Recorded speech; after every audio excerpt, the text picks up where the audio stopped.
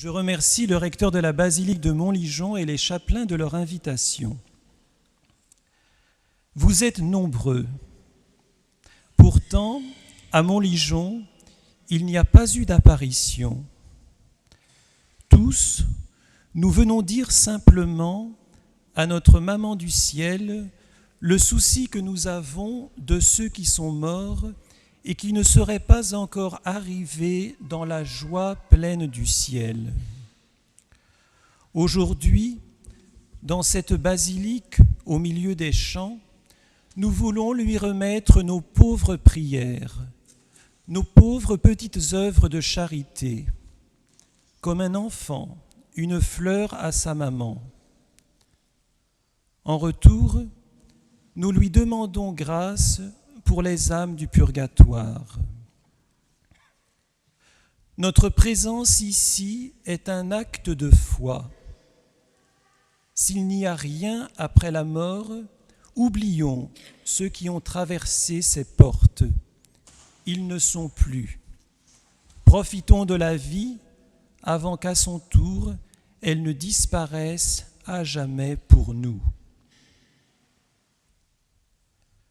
Le livre de l'Ecclésiaste a rappelé que l'homme vit une histoire, qu'il naît et qu'il meurt, qu'il y a le temps de la jeunesse et le temps de la vieillesse, que sa poussière ira à la terre d'où elle vient, mais que son souffle reçu de Dieu retournera vers lui. L'homme parcourt un chemin d'éternité.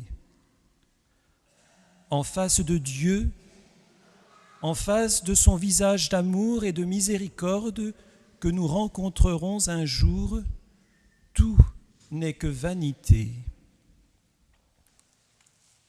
Avec saint Augustin, nous pourrons redire « Tard, je vous ai aimé, beauté si ancienne et toujours nouvelle. Tard, je vous ai aimé. Vous étiez avec moi et je n'étais pas avec vous, retenu loin de vous par tout ce qui, sans vous, ne serait que néant. » Sur le chemin d'éternité, nous ne sommes pas seuls. Il y a ceux dont nous sommes qui foulent les sentiers de la terre.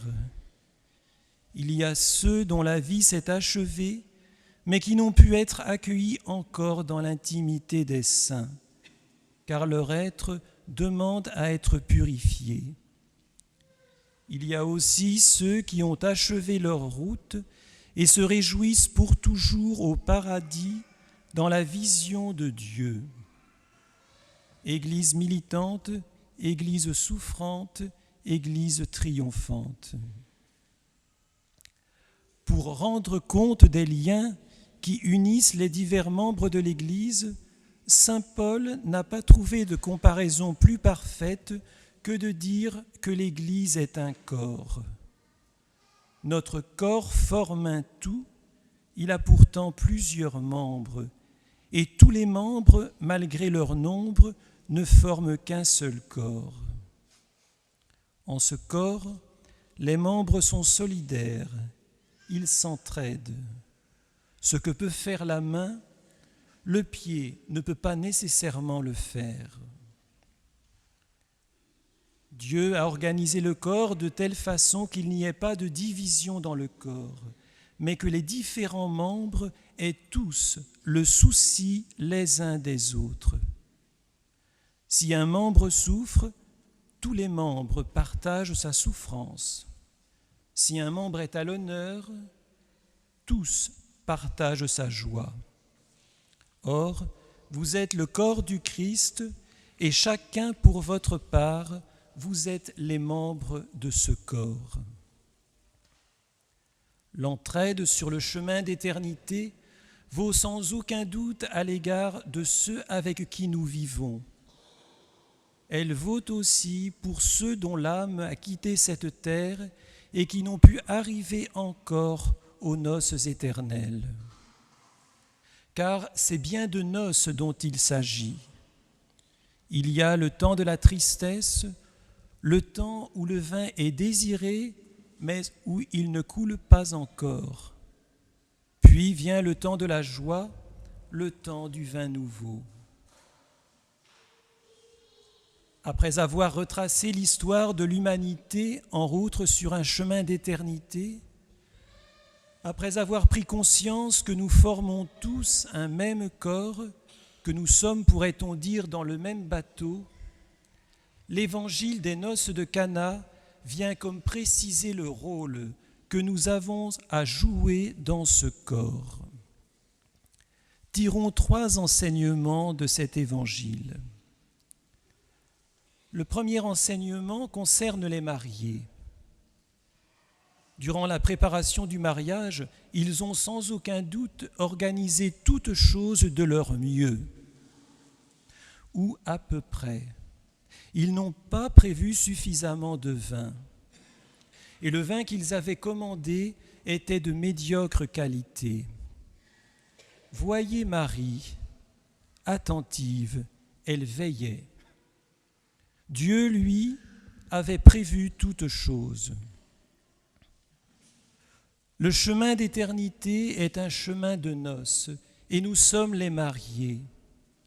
Il nous revient de prévoir autant que nous le pouvons le vin de nos noces, c'est-à-dire de vivre une vie chrétienne, une vie sainte. Marie, soyons-en certains, si nous acceptons sa présence dans notre vie, ne manquera pas de veiller. Le second élément bien surprenant est la réponse de Jésus à sa mère. « Mon heure n'est pas encore venue. » À quoi bon prier, puisque Dieu se tait? Nous avons le sentiment de piétiner, peut-être même d'avoir perdu la foi. L'exemple de Marie nous invite à poursuivre résolument la route. Faites tout ce qu'il vous dira, est le chemin sûr de l'éternité. Marie, par sa parole, nous assure et que Dieu parle toujours et qu'il ne nous abandonne jamais. Demeurons donc à l'écoute fidèle de Jésus, en disposant avec persévérance en nos cœurs un espace de silence, un espace où l'on se dispose à être aimé et où on se sait aimé. Enfin, les serviteurs offrent un 3e enseignement. Ils ont obéi à Marie. Faites tout ce qu'il vous dira. Et que dit Jésus? Il demande de mettre de l'eau dans les jarres. Voilà une œuvre bien facile. En réalité, pas si facile, car l'eau est un élément commun. Pas si facile aussi, car ce qui manque, ce n'est pas de l'eau, c'est du vin. À quoi bon mettre de l'eau dans les jarres, alors qu'il y a probablement des pots remplis d'eau à la disposition des convives? Pourtant, les serviteurs obéissent, et l'eau devient du vin, et même du très bon vin qui va réjouir les convives. Accomplissons donc à l'école de Marie, la servante du Seigneur, les œuvres de Dieu. Le Seigneur, quant à lui, transformera nos pauvres œuvres, notre vin médiocre, en bon vin. Il fera couler dans nos vies le vin abondant de sa grâce, le sang vivifiant de son amour. Celui qui chemine vers le Seigneur doit s'abandonner avec confiance en ses mains. Aujourd'hui, Marie, du haut de cet autel, nous remet ces 3 leçons. S'abandonner avec confiance en tous les instants de notre vie et particulièrement au moment de notre mort. Écoutez le Seigneur dans une authentique vie de foi. Enfin, œuvrez comme les serviteurs de l'Évangile, afin que le vin coule abondamment en nos cœurs, mais aussi dans les cœurs de ceux qui désirent la vision de Dieu. Aujourd'hui encore, Marie, près de son Fils, redit « Ils n'ont plus de vin » et Dieu fait grâce. Amen.